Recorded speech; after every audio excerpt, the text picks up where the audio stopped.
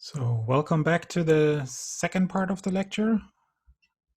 We'll talk about implementation and results for effective reproduction number estimation.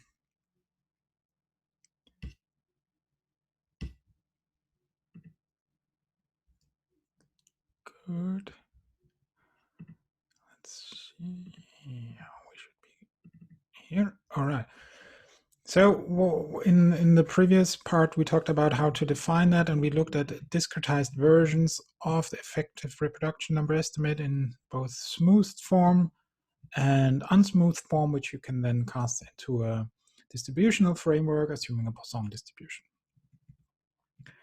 So I just want to illustrate how something like this works, and we will use an outbreak simulation where we say, okay, consider YT to be the expected number of new symptom onsets we observe on a given day. Please note that I just use expected number and not really an observed number of cases, simply to keep things easy. But you could, of course, also introduce a stochastic component here and say this is really the number, but then you would expect some chance fluctuation in this.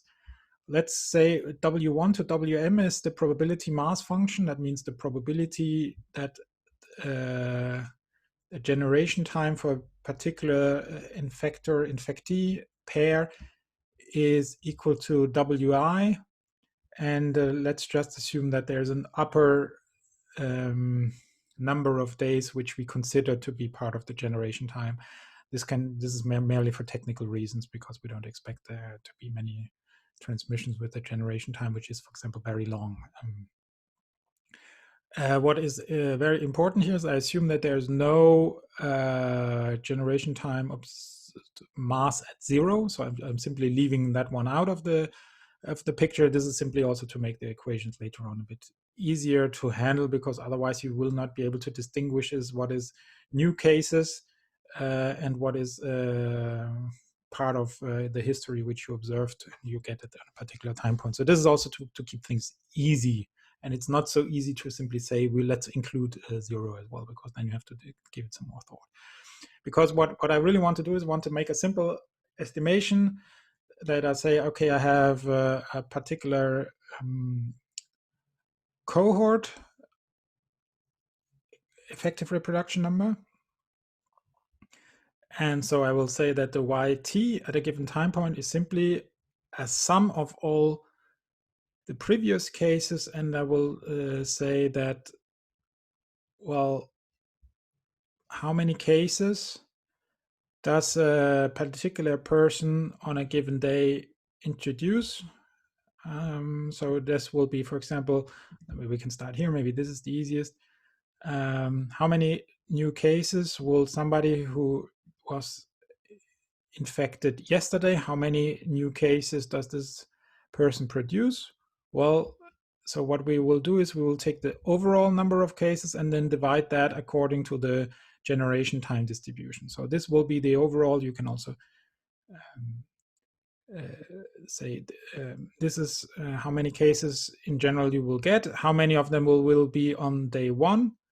So 1 day after the infection time, and this is how many were infectious at 1 day ago, and this will be the number of cases you will get, and it's the expected number of cases. But of course you could also say you're going to add up all these and then you're going to sample from this. And it's not possible to simply take RC of t out here, the parentheses, because we're always also saying we will go back in time, because this is a time varying quantity, and say how many would they expect to generate at that time point. But please note, this is the cohort, as far as I understand, that's the cohort reproduction number that I'm going to use. And with some parameters for how this will look and how the generation time will look, I can generate myself a small epidemic in the expected value. So that's what I've done here. And this is also the part which is related to the blog post, is that I'll say I'll start initially with 1 infectious individual. And I will say that t equal to 1 is the 15th of February 2020, simply to give it a calendar date. But of course, maybe this is also COVID related, where about there some of the first cases, the autochtone cases, started to appear. And we will then do a simulation where we say, okay, this should have been C here. The cohort reproduction number is 2.5. until the 15th of March, where we will drastically from one day to the other reduce it to below the critical value. So it will be 0.95. It will be just about 1, but it will be reduced. So how would such a simulated epidemic in this with this recurrence relation, how will it look? It's shown here. So we have here the exponential growth. And up here after 15th of March, you see that it starts to reduce, the values will be reduced, even though, I mean, to really see the full effect, it will take a bit in the number of cases. Why is that the case? Well, for that, you have to know that we have a generation time, right? So, so the generation time,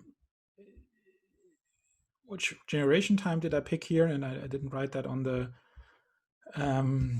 slide itself. For that, I have to show the RStudio where I have the code. So if you open the code, you would already know. So here you see this is our R effective or cohort reproduction number, and it's 2.5 before 15th of March, and then it's 0.95. And here's the generation time, which I've used something which is symmetrical, but 0 mass on 0, then 0, 1 for 1 day, 2 days, 3 days, 4 days, 5 days, 6 days, 7 days.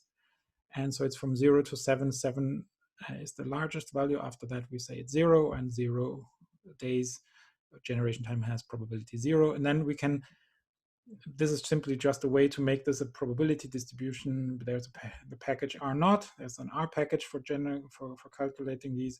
It's possible to also store it in this form, which is easier for some of the estimation later if you want to. And I have here a function also to do this recurrence relation. You can think here it's without any stochasticity, but I can say I want to simulate 60 time points based on that. And that's what you saw. So this is it has 7 days of, up to 7 days of generation time. And that's what you then saw here in this picture, that it takes a while because cases here on the 14th, they will still produce new cases into the future, because that's what the cohort reproduction number says. If it was 2.5 at day 14th of March, of course, you will still see those, but you will see a small decline as you get past the 15th of March. And then, of course, this will here, then the curve will be bent here. And here it is also the ratio of the value at time t+1 compared to time t. So you see here it's stable more or less. And then we go below here this value, which is an indication here that we did hit this value. And now the question is, of course, how can we use such time series here, for example, to estimate the effective reproduction number, because we know what the effective reproduction number is supposed to be. So can we determine it? I already introduced one package for R0 estimation, and this package is called R0, but really the state-of-the-art method to do it at the moment is an R package called IPSTeam, which is written by persons from the Imperial group. And what it needs in its simplest form is in data on the time series of counts, simply by a data frame with 2 columns, and it has to be called dates, and the other one is I for incidents each day, which is just the number of cases you want to operate on. And then you also need to provide, of course, a generation time distribution or a serial interval distribution, depending on what type of data, what your event is in the time series. And then it will compute you an estimator for R of t, and also through this Poisson estimation, it will do in a Bayesian way, compute credibility regions for R of t, and hence also uncertainty in the R of t.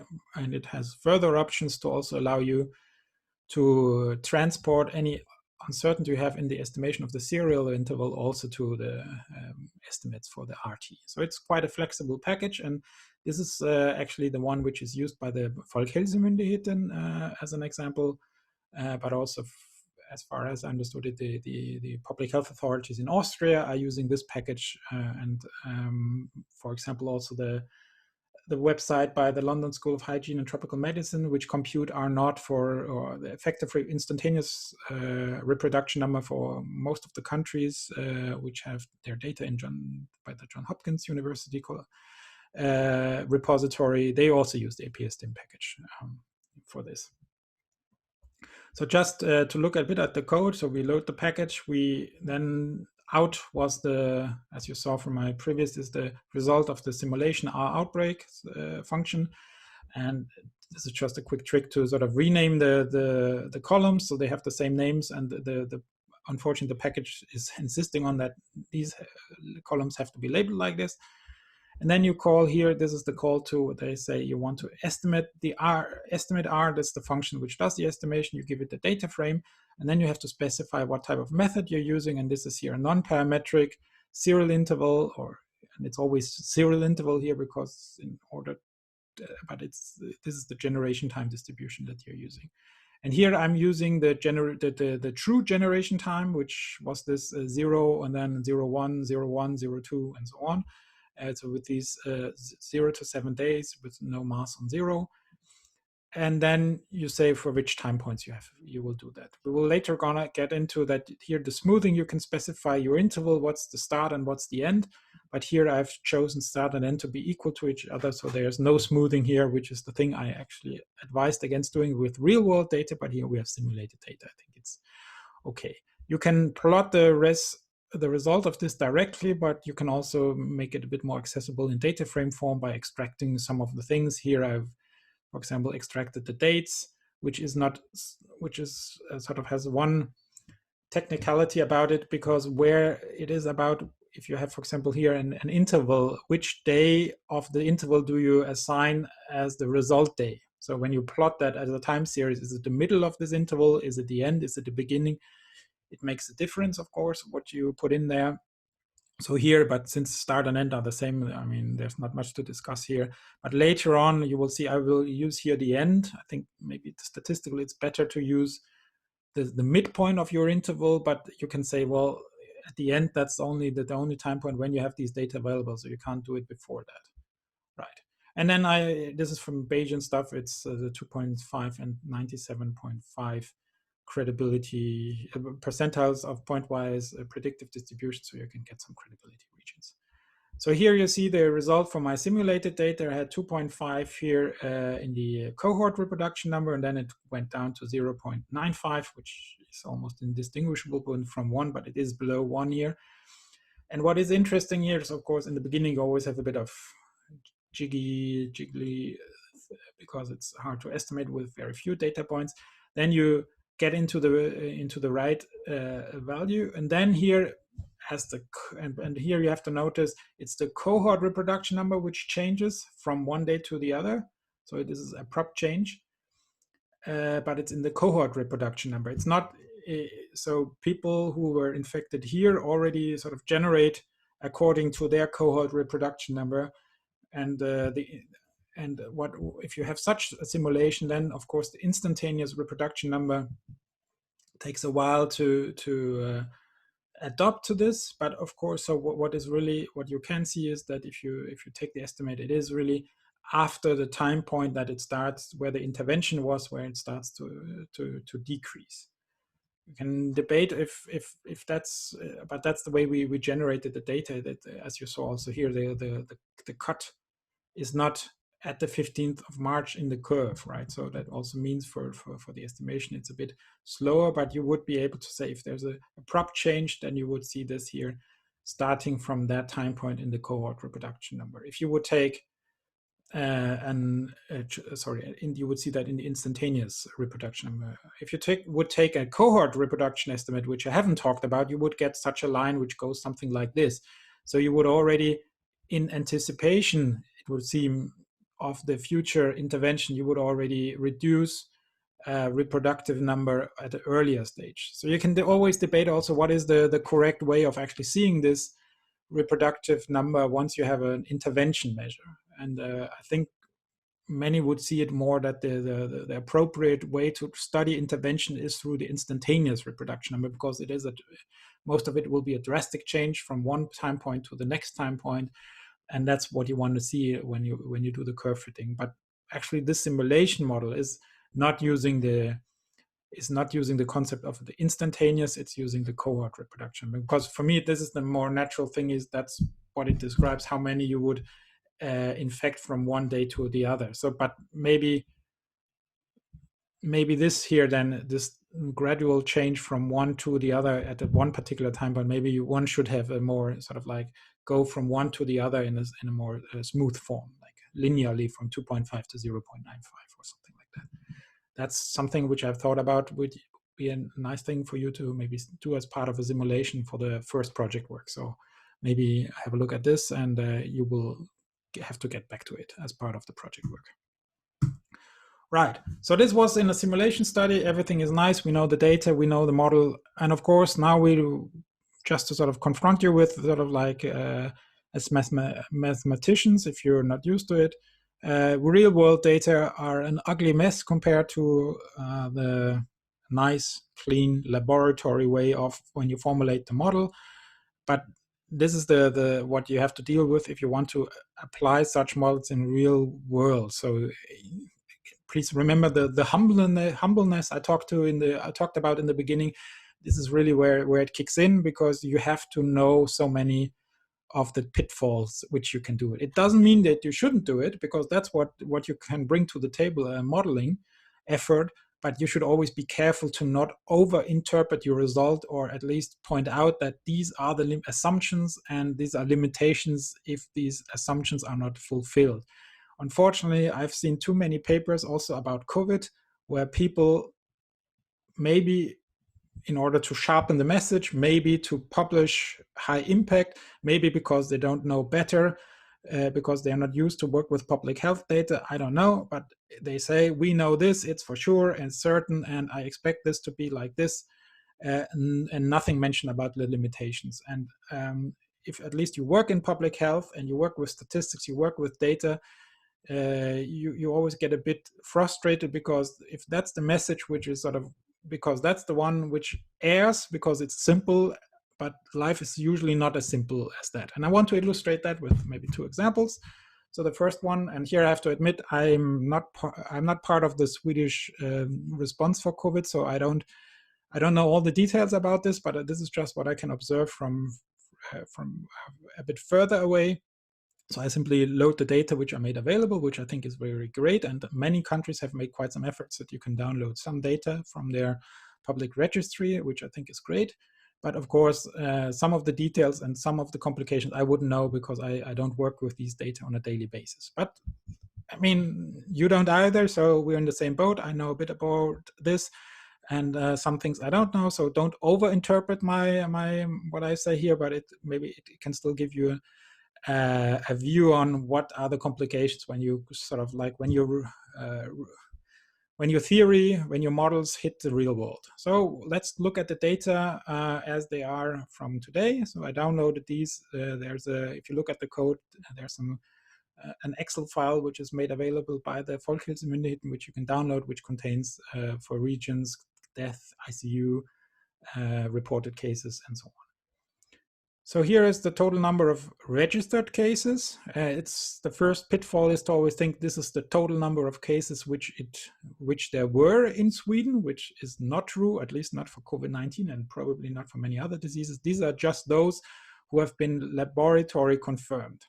And this is what's the dark figure, how many did have the disease and were never really went to the doctor, they didn't get a test for whatever reason. They simply stayed at home and no symptoms or no confirmation. So probably the number with 99 point and a lot of nines, well, let's say 100%, this number of people who had it in Sweden is much higher. But so already the labeling is sort of like it's the total number of registered cases, which is shown here. And these are the number of people who had to go to the ICU during the course of the outbreak. And this is the number of people who have died from this. One thing which I wasn't aware of directly is that, I mean, you have a discrepancy between those. That means also that not everyone who died, at least with a COVID-19 diagnosis, did go through ICU. Some models actually assume this, and of course here you already see that's not always the case. And here I don't know the specific definition of what death means. We touched upon this in the last live session. You have to also study carefully what it means here. Does it mean they died with a COVID diagnosis? What do they do with people who had symptoms which are very likely to be COVID, but they didn't have a laboratory test because it wasn't possible to do that in time, or something like that? Are they registered here or not? For example, that's one thing where the Belgian data are maybe different from other countries. And it's not always that it's because of COVID-19 that they died, but they had a COVID-19 diagnosis, so it could probably contribute some. So there are very country-specific differences here. You probably know this better than me, what the exact definition is in Sweden. Otherwise, if you really want to make statements and if you start to compare, you should look that up. Many don't do that.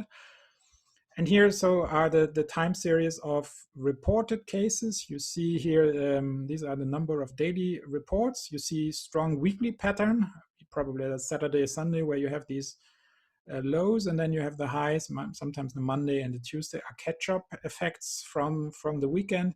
So in order to make a series analysis of this, you always need to do some kind of smoothing on the time series. Here it's a 7-day centered moving average. So it's simply 3 days before, 3 days after, and it averaged them by a 1/7 weighted mean. So you see, oh, this doesn't look good. It goes up here.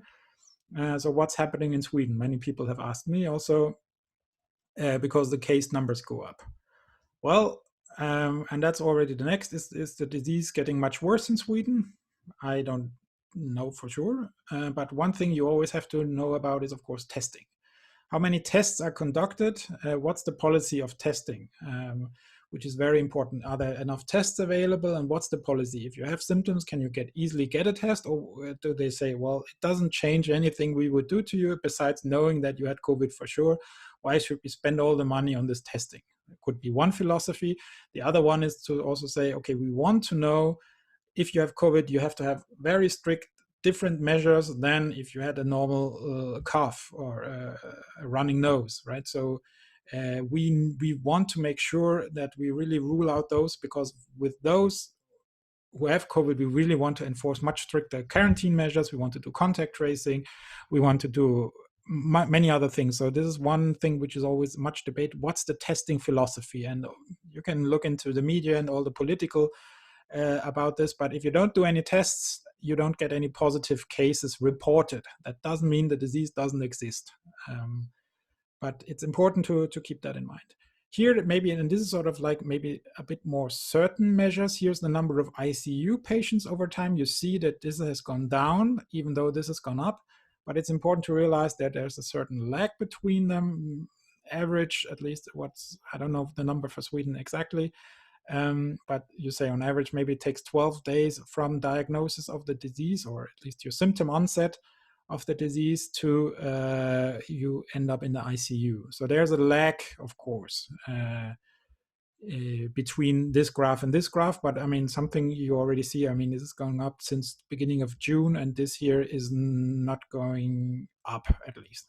One thing also to keep in mind is this graph, for depending on how close you get to now, you're always going to see a bit of a drop here, and in particular for the death, which are shown here.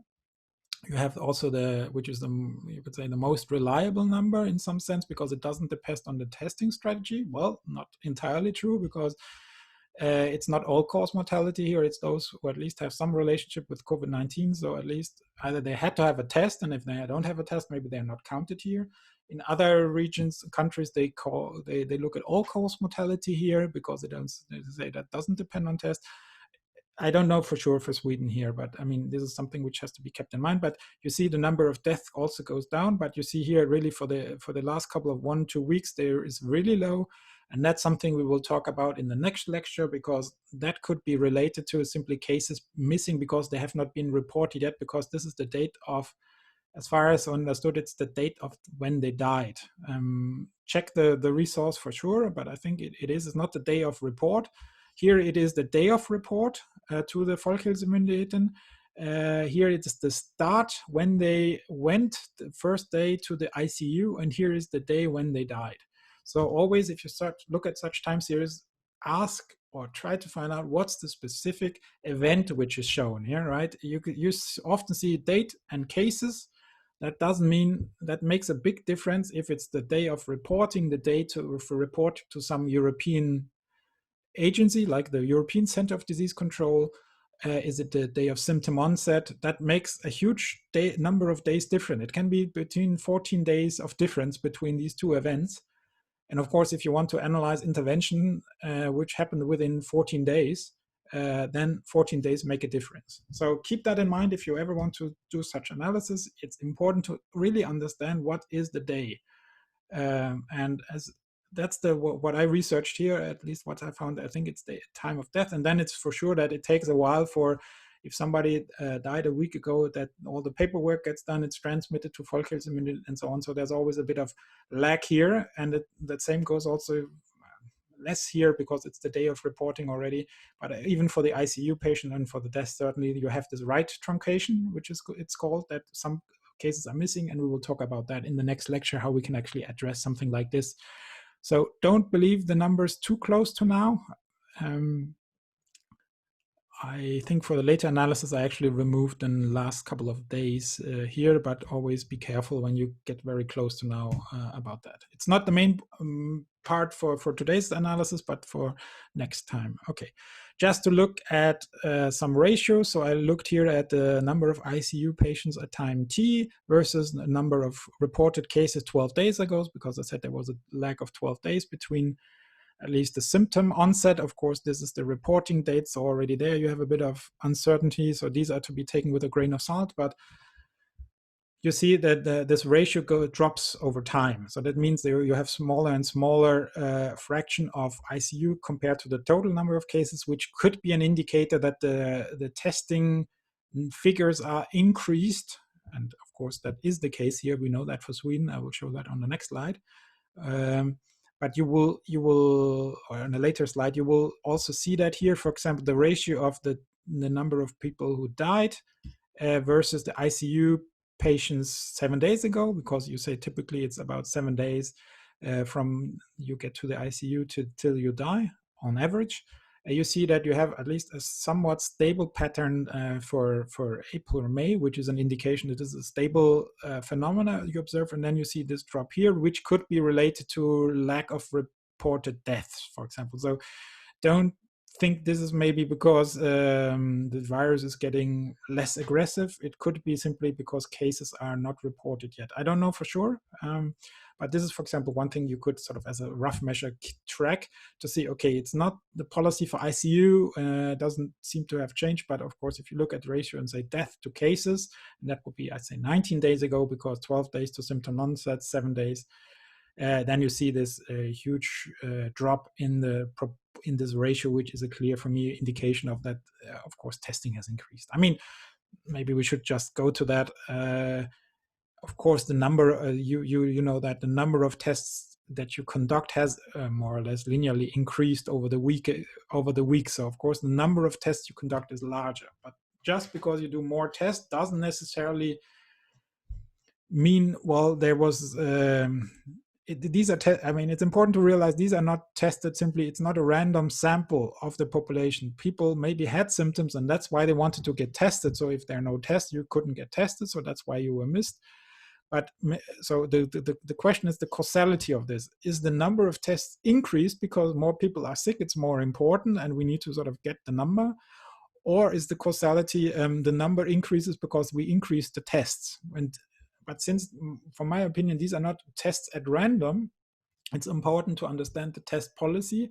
And for example, I think these have also been driven up because you want to particular target specific populations where it makes a difference if somebody has a COVID-19 diagnosis or not. For example, in the retirement homes or staff working in the retirement homes, where if you have a COVID-19 case among staff or in a hospital, you really want to make sure this person is isolated from not working with patients anymore or with elderly, and even you want to make sure that you increase maybe the monitoring of the co-workers or something like that. So this is it's very hard just to say, but just because the test went up, that's why the cases go up.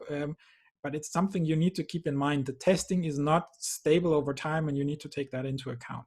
So this is sort of like an important reminder, and this is why this ratio is going down. This probably that's not, and that's why you have such a time series. It goes up, but of course you want to also understand how much did we miss before here when we didn't test more. That's sort of the important question, which it's probably hard to figure out. You can use the ICU or the death patients to see probably at least you missed more here, because that's when the peak at least was. Here it's located, and now we go up. But so far, luckily, I don't know how much is missing of the reports, but I don't think it's sort of it's not like it's not that much of a chunk, I think, but I don't know. You would say probably we simply are testing more, and those which are case positive are or test positive are maybe not as serious ill at the moment as before. But again, if there's community spread of some of a disease like COVID, of course, you would expect it at some point to diffuse into those risk populations. So that's why you need to be careful to early on start to try to at least get an understanding and be informed about what's going on. That you can only do by testing. And of course, you maybe also want to react on that. There are different ways to react on that, and that's also a nice political topic on what's the best strategy to deal with that. But I mean, if it is a fact that elderly are more severely affected by getting COVID, they may not have as many contacts, but if it goes into that population at some point, that's when you start to see the number of deaths increase again. So that's, you want to make sure that it doesn't get there. Right. So with these data, I simply use the IPSTeam package here without any smoothing, and here with smoothing, to get an estimate for the effective instantaneous reproduction number. Here's without smoothing. That's the advice why not to take it. You see there's a strong weekly effect in these data because it's the day of report. So I guess you saw already in the graphs, Saturday, Sunday, so you don't have a lot of new cases that you produce, which is really not medical feasible. So it's better to take the 7-day smooth version. You see that you were sort of had higher values, then you managed to at least get it sort of near 1. And now it's actually increasing again, the number of cases you produce. And you could say in Germany, you would say this is a problem because you have an increase, a big increase. But here, especially for Sweden, then with these test numbers, it's very difficult to say really is this here because disease is getting worse in Sweden, or because we're simply we are better at testing and we actually are more awake than before. So this is something which is sort of like also interesting to study, and it's very hard to make sort of like, I look at this graph, oh, R is above 1, this is going to be really bad. It's not as simple as that. It's something, of course, where you have to be careful, but this is the stuff you usually, if you just look at your mathematical model and say, this is your R and here are the cases and here's my result, that's the stuff which is really about interpreting such curves. And here it is important not to just, and I repeat that, that's the R curve. Never look at the R curve by itself and say this is above 1. Look at the tests and look also at the numbers, right? If you have that it would be a stable value at 1,000 cases, then R would be 1, the instantaneous reproduction number, if it just stayed here. But it's something else if you have 1,000 cases today and 1,000 cases in 7 days or in 5 days. That's a totally other load than if you have 10 cases each day and next day is also 10 cases. That's also an R of 1. So R is a relative measure, and it doesn't tell you something about, so for example, the overload of the health system which is approaching. So also look at the reported number of maybe cases or death, depending on how much you think these are reliable, and maybe these are more reliable, but please note they really have a long lag delay. So here you're really sort of like, if you notice that your deaths are increasing, then it's already sort of like, that was 19 days ago it happened, or even because of incubation time, even maybe sort of like 24 days. So maybe that's not really what you want to use for cruise control, is something which already happened in so much in the past. And if you change something now, you will still see the effect 23 days or 24 days more before you really you see it. So this is sort of like really I mean, that's why you do testing, right? So you start to get an idea early on, and much better it is also to do, and that's what is done very well in Sweden, is that you do seroprevalence studies, or you do representative population studies, in order to not simply have sort of this, let's say, non-random sample, but you really have a random sample to get an idea of what's going on. So that's good. Okay, right. Just to sort of end that part is this what I did here is our instantaneous reproduction number estimate. It's sort of like okay for teaching purposes. I assumed a serial interval distribution from the literature. I haven't put that on the slide, but it's in the code where you can find it. Maybe I should put it on the files again. But important, these are the things which I haven't mentioned and haven't done anything about it. I don't have the data for that, but I think I've mentioned here for the teaching purpose where to be aware. Increase in the overall number of tests. Some settings are tested more proactively than others. For example, I think Swedish Folkhälsomyndigheten is taking some of these specific settings, cases which are found there. They're taking them out of the analysis, if I read the report correctly, but you would know better if you're following their reports or their press conferences. And what I haven't done here is the cases which come from abroad, which was at least in February and beginning of March, was about 50% of the cases, the way I see the figure from the Folkhälsomyndigheten. That's why I started here my analysis for only on 15th of March to say, okay, that's where they don't have a big effect anymore, because they were put in quarantine, or most people, like ski tourism was more or less sort of said, don't do that. And at that point in time, I have ignored these. I think Swedish Folkhälsomyndigheten would, for example, they have taken these out of the analysis for the what you typically do then, where we have the equation somewhere like this here. You would say these are not new cases which are generated by the you would here subtract them. These are only those cases here. II are only those who got the disease within the country. Those who acquired it abroad, they are not part of this here II, but you would count them here, because they are also, now they are in the country, they are able to spread to others. So you usually divide that into within the region and outside the region you're considering cases. And so you can, and the IPSTeam package can also do that if you specify it. The data, I didn't find them, they're not available. So I simply started 15th of March to make it easier. So that's not a big problem. Again, I used the serial interval, and I should put it on the slides, but what is really sort of from theory point of view, it's the generation time. The serial interval has greater variance, so that leads to biases in my R estimation. And even though I used the serial interval, I actually did the time event, which I'm analyzing in the time series, day of report, which is not day of symptom onset. So I expect it, because let's say it's 3 days from day of symptom onset to day of report, or probably maybe it's 5 days more realistically, maybe it's 5 days. So if it's 5 days for each of them, then the length between the two day of reports in the primary case and the secondary, it's going to be the same as the serial interval, but because there probably is variation, that would mean that also you get additional variation, not only from generation time to serial interval, but also from serial interval to that you have reports. So that complicates the analysis. Probably you have even the generation time. It's even the variance I use is too little for what it's in the data. Let's put it that way. And this literature-based, it's the same that the Folkhälsomyndigheten is using in their report, but I haven't seen any Swedish data where they try to estimate serial interval. Maybe Tom knows better here. I guess that they would start to investigate clusters at some point, and maybe they would get a Swedish estimate. But as you're also seeing, this is something which is subject to changes during the epidemic. And this serial interval is one which I think originates from Asian countries, some cases from the Asian country where they had the pairs of infector and infectee and did the estimation there. So this is also to be taken with a grain of salt.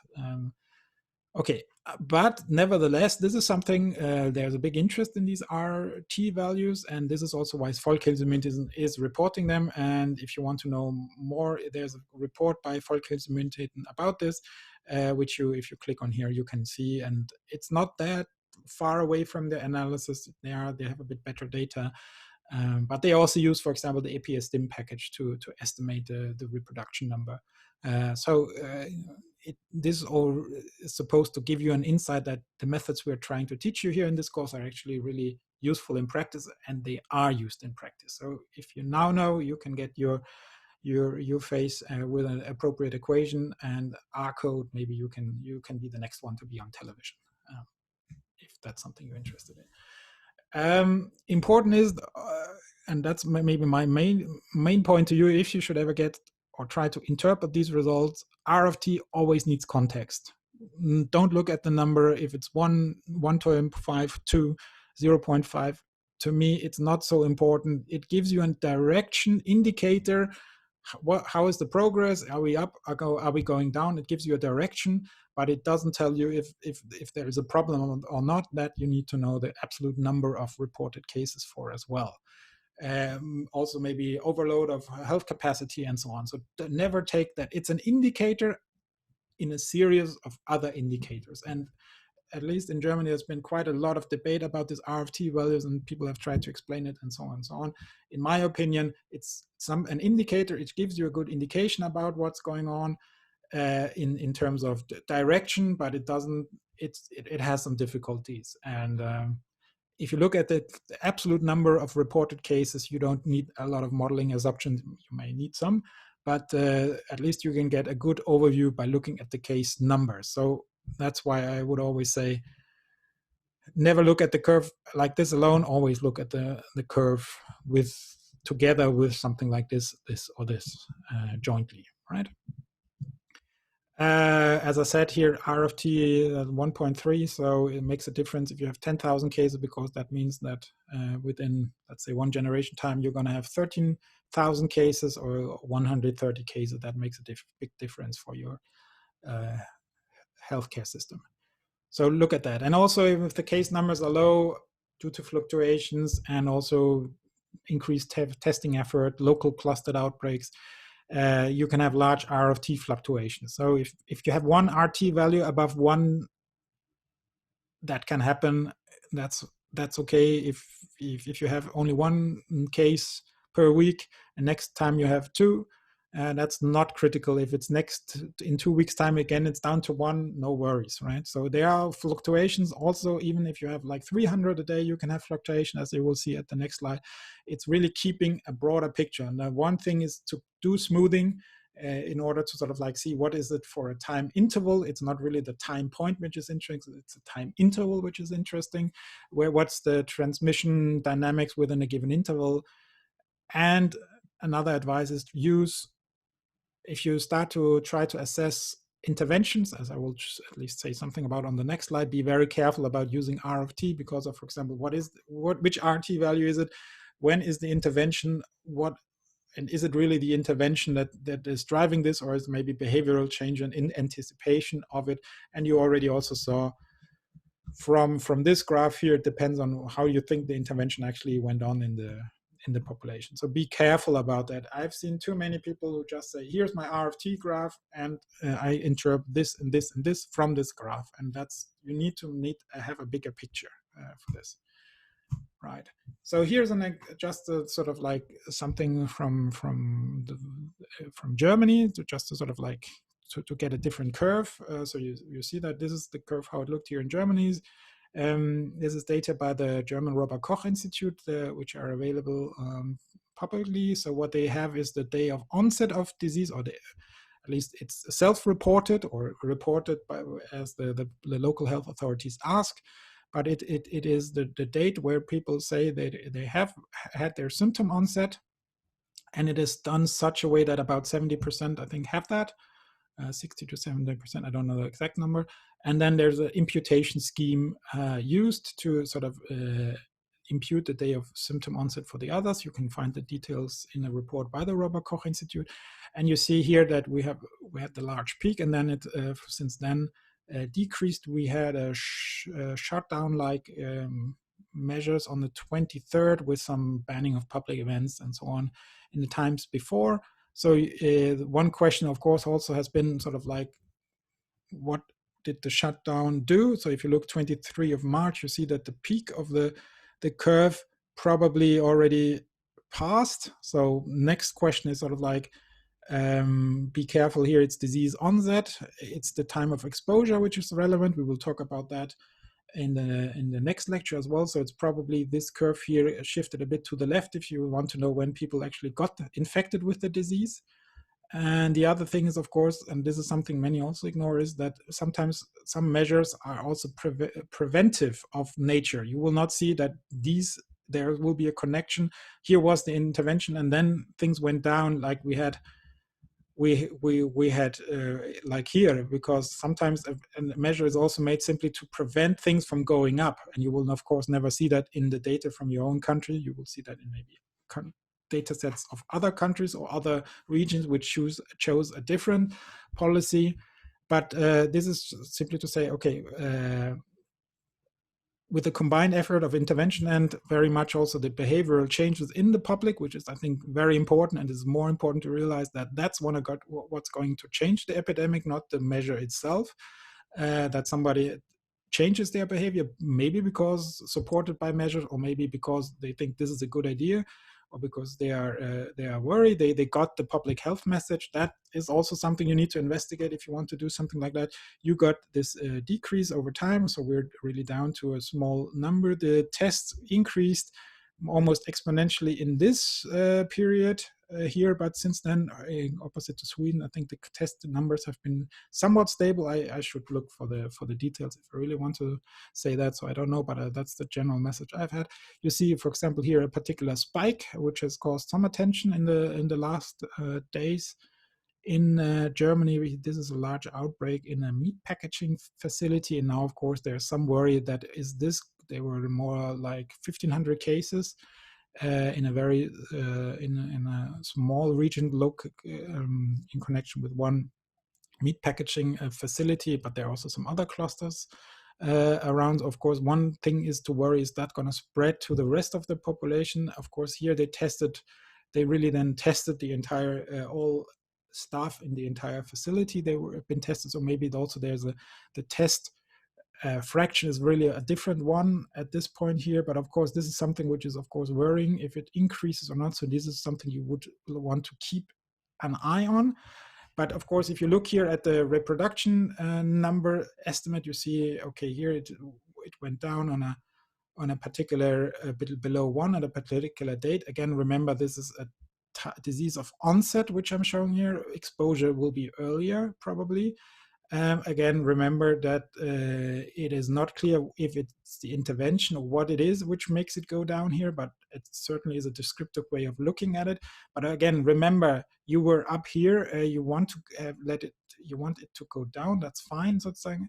But here you are more or less hitting a plateau level, so you will be around 1-ish, but it's not as bad if you would be around 1-ish here, because that's way more cases. So this is what I say, show these two graphs jointly, because looking at this year alone is not going to help you. This year it gives you some good insight, but it doesn't give you the exponential growth, maybe in the same way.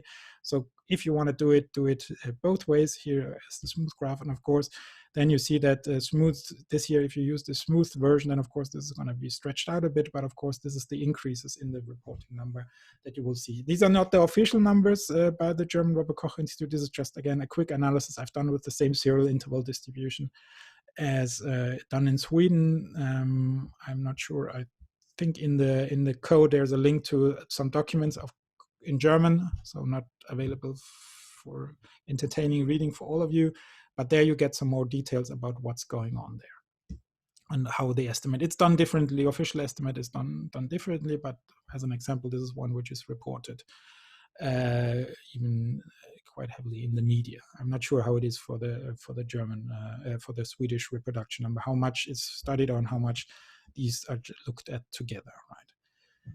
Okay, Ray, here's a small exercise also for you to try out, to maybe work with the equation and try to estimate something like this in R, but of course you can also use Python, or so it's simply a fraction of two values, but of course with the IPSTeam package you can get some extra uncertainty and so on. Right, with that, it's going to be the end of the lecture. I hope you still have time to watch it before the live session starts, and I will see you back in the live session. So with that, I thank you for your attention, and we'll be back with lecture number 6 in a few days. All right. So